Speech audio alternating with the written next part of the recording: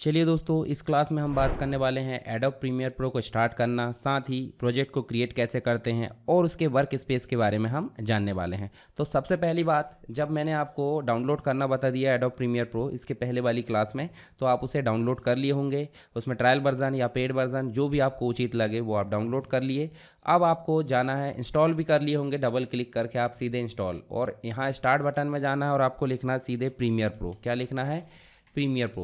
और Premiere Pro का मैं यहाँ पे यूज़ कर रहा हूँ 2021 वाला जो वर्ज़न है। अभी आप चाहे तो लेटेस्ट वाला यूज़ कर सकते हैं 2023, या आगे 24 भी आ जाएगा। तो सीधे आपको यहाँ पे क्लिक करना है, और क्लिक करने के बाद देखिए आपको जो है यहाँ पे ये स्टार्ट होता हुआ नज़र आता है।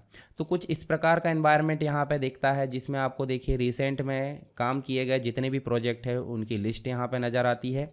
कब कब किए गए, कितना साइज़ है, वो भी आपको यहाँ पे दिखाई देता है। उसके बाद देखिए यहाँ होम दिख रहा है जो प्रीमियर प्रो का, और नीचे आपको होम बटन भी दिख रही है, नीचे आपको न्यू प्रोजेक्ट दिख रहा है और ओपन। अगर आप पहले से काम किए हो प्रोजेक्ट को ओपन करना चाहते हैं तो आप यहाँ से भी ओपन कर सकते हैं क्लिक करके, या तो ओपन प्रोजेक्ट बटन पर भी क्लिक करके ओपन कर सकते हैं। अभी हम करेंगे न्यू प्रोजेक्ट। अब न्यू प्रोजेक्ट यहाँ दिख रहा तो ठीक है, नहीं तो आप सीधे कहाँ जा सकते हैं, फाइल में, न्यू में, और न्यू में जाने के बाद देखिए प्रोजेक्ट। तो इस प्रकार से भी आप कंट्रोल आल्ट और एन के माध्यम से भी न्यू प्रोजेक्ट क्रिएट कर सकते हैं। तो सीधे हम करेंगे क्या, न्यू प्रोजेक्ट बटन पर क्लिक। अब देखिए यहाँ पे न्यू प्रोजेक्ट पे जैसे ही मैं क्लिक करूँगा एक डायलॉग बॉक्स डिस्प्ले होगा। डायलॉग बॉक्स में आपको नाम देना है। मान लो मैं नाम दे देता हूँ, अभी हम जो है प्रैक्टिस के लिए इसका यूज़ कर रहा है, ठीक है, प्रैक्टिस, और यहाँ 14 डाल देते हैं।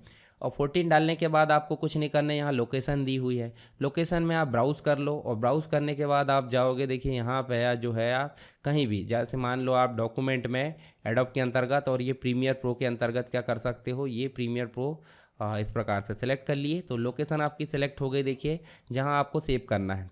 उसके बाद नीचे देखिए रेंडर के लिए ऑप्शन दिया है। तो अगर आपके सिस्टम में ग्राफिक्स कार्ड है तो आप जो है यहाँ पे देखिए मरकरी, यहाँ देखिए प्लेबैक इंजन, जीपीयू एक्सेलरेशन, कुडा, इस प्रकार से इसको सिलेक्ट कर ले।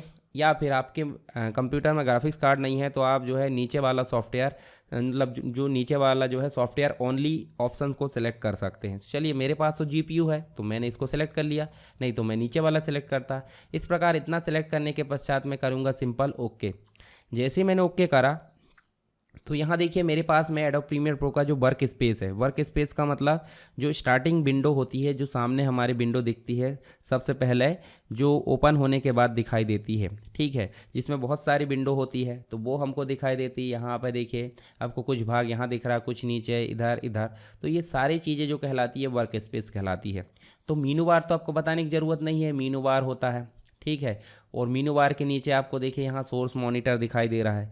उसके बाद नीचे जो है प्रोजेक्ट विंडो दिखाई दे रही है।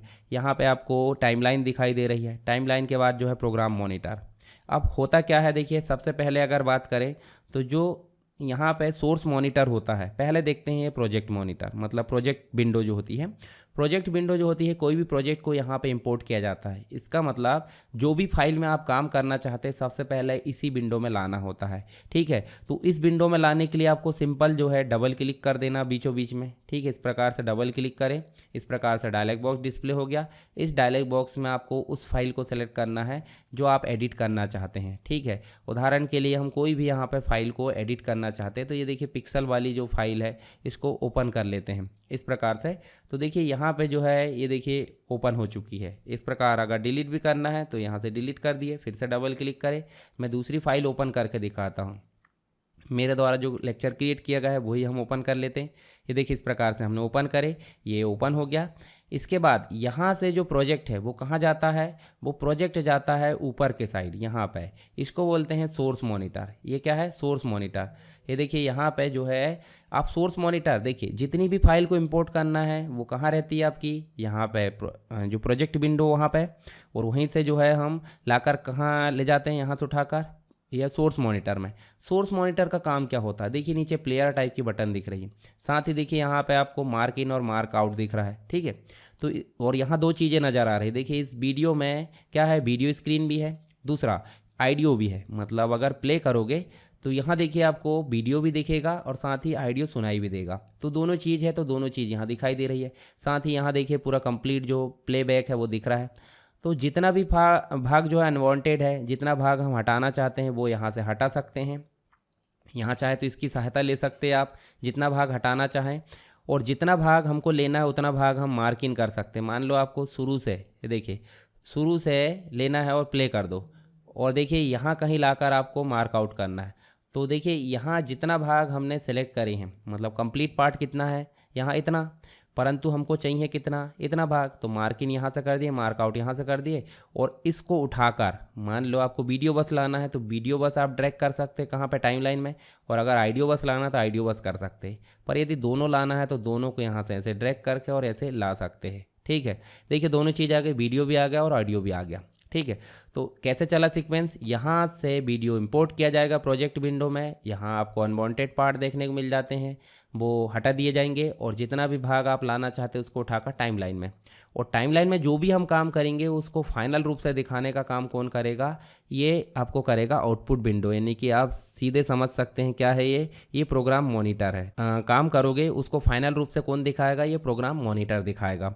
तो इस प्रकार से ये आपको देखने को मिल जाता है। इसके साथ ही ये तो चारों विंडो देख लिए, प्रोजेक्ट विंडो देख लिए जहाँ पर फाइल इंपोर्ट की जाती है, यहाँ आपको देखने को मिलेगा सोर्स मॉनिटर, जहाँ पे जो भी फाइल, बड़ी फाइल है छोटी फाइल जैसे भी, तो उनको हम जो है अनवांटेड पार्ट को हटाकर कहाँ ले जाते हैं, टाइमलाइन में। टाइमलाइन फाइनल एडिटिंग विंडो है जहाँ पे आपको विभिन्न इफेक्ट, विभिन्न ऑडियो क्लिप, विभिन्न वीडियो क्लिप, एनिमेशन, ट्रांजिशन, सारी चीज़ यहाँ देखने को मिल जाती है।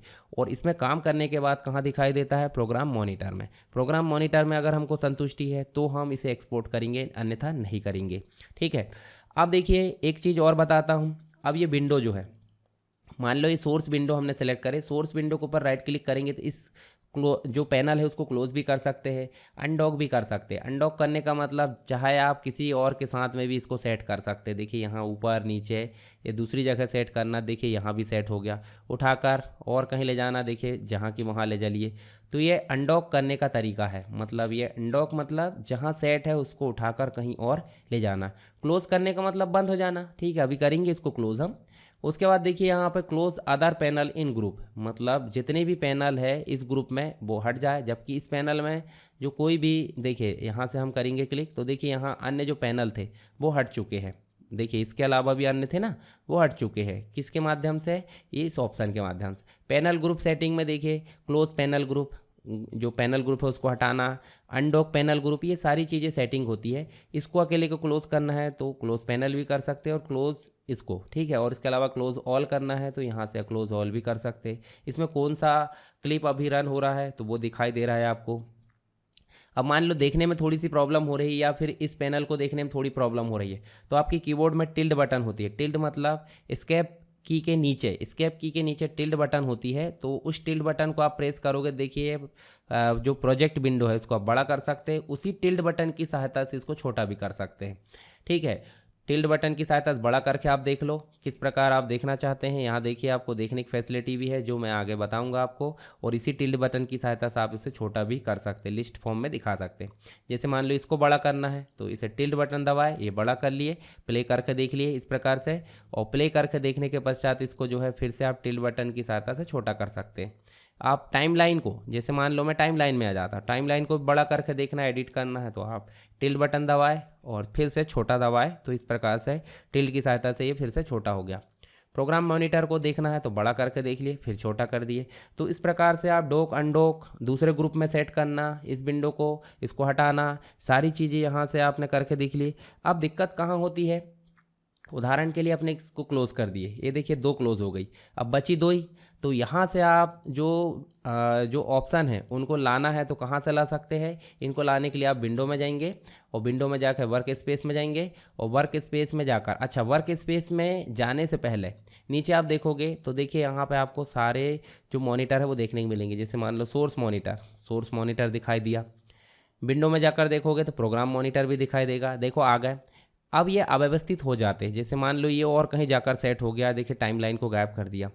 तो अव्यवस्थित हो जाने के पश्चात आप सीधे जाओगे विंडो में, वर्क स्पेस में जाओगे और यहाँ करोगे रीसेट टू सेव लेआउट। देखिए यहाँ से, यहाँ देखिए Alt+Shift+0 ऐसे क्लिक करोगे तो जो आपका वर्क स्पेस प्रीवियस में था वैसे ही आपको यहाँ पे दिखाई दे जाएगा।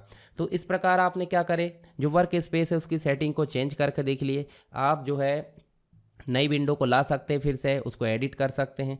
यहाँ देखिए सारी विंडो तो देख ली, एक और ऑप्शन है, देखिए यहाँ से टूल बॉक्स दिखाई दे रहा है। टूल बॉक्स जो है क्लिप को करेक्ट करने के लिए, क्लिप में करेक्शन करने के लिए इसका इस्तेमाल किया जाता है। जैसे सेलेक्ट करना है, सिलेक्शन टूल। रेजर टूल का इस्तेमाल किया जाता है वीडियो में क्रॉप करने के लिए। तो आगे हम विस्तार से बात करेंगे इन सभी टूल के बारे में, ठीक है। तो यहाँ पे आपको समझ में आ गया होगा बेसिक रूप से न्यू प्रोजेक्ट यानी कि एडोब प्रीमियर प्रो को स्टार्ट कैसे करते हैं, न्यू प्रोजेक्ट कैसे बनाते हैं, और जो एनवायरनमेंट यानी कि जो वर्क स्पेस आया उसमें काम कैसे करते हैं। ये सारी चीज़ें आपको समझ में आ गई होगी। फिर भी अगर कोई डाउट है तो आप मुझे कमेंट बॉक्स में बता सकते हैं।